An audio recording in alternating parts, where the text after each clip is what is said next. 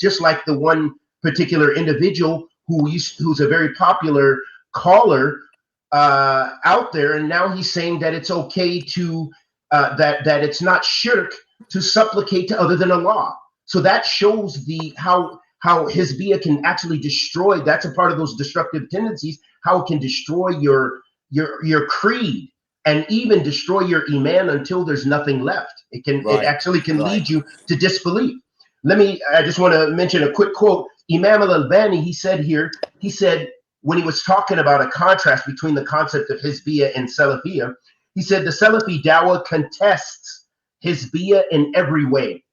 He said the reason is entirely clear. The Salafi Dawah is affiliated with an infallible person, and he is the messenger of Allah sallallahu alaihi wasallam. Therefore, the one who leaves their Dawah cannot be considered Salafi. As for other groups, they are affiliated with individuals who are fallible. So this is what Imam al-Albani had to say about that. And imagine you've come to Islam, and yet you've got the stress of seeing, well, okay, which is the way I should be following? Whereas in the 90s, mashallah, tabarakallah, when I became Muslim in 1990, we didn't have this. We didn't even know it was called Salafiyah for the first few months, but it was Quran, Sunnah, Fahm, Salaf. Mashallah, Sarat Abdul Malik, rahimahullah, was pointing us in that direction. And I remember when the term Salafiyah started being pushed out, he frowned, not because it wasn't the truth. He said that I've seen what's happened when people attach themselves to the label. And this is what's happened right the way up until today, the attachment to the label. And then when you're telling someone, you must attach yourself to the label, you must attach yourself to these scholars, you must attach yourself to these groups. We weren't told that.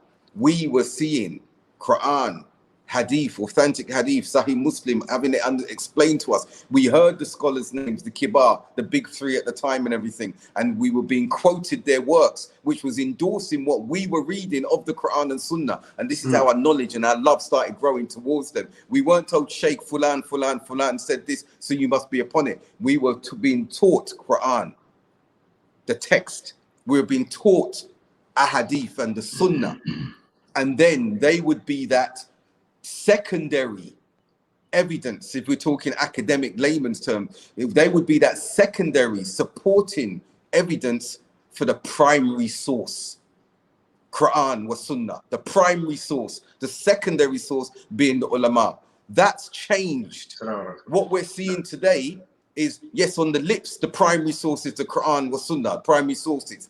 But that's not the case in reality. What we're seeing is the primary sources are scholars.